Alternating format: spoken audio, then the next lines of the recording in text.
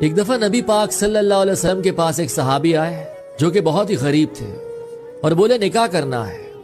تو آپ نے کہا کہ میں انصار کی کسی بیٹی کے ساتھ تمہارا نکاح کرا دوں گا، لیکن ہاں کچھ دینا ہوگا تمہیں، تو بتاؤ تم مہر میں اسے کیا دو گے؟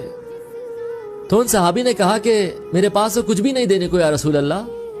آپ نے فرمایا دیکھو مہر تو واجب ہے اور تمہیں کچھ نہ کچھ تو دینا ہی پڑے گا، ایک چاندی کی انگوٹھی دے دینا اپنی دلہن کو.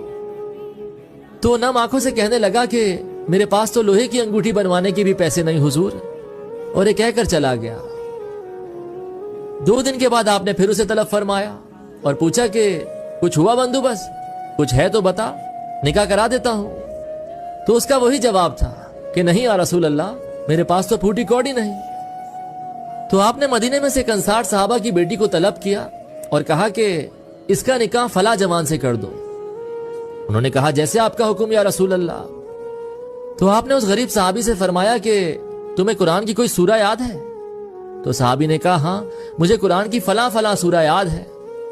تو آپ نے مسکرا کر کہا کہ جا اپنی دلہن کو سورہ یاد کرا، یہی تیرا مہر ہے.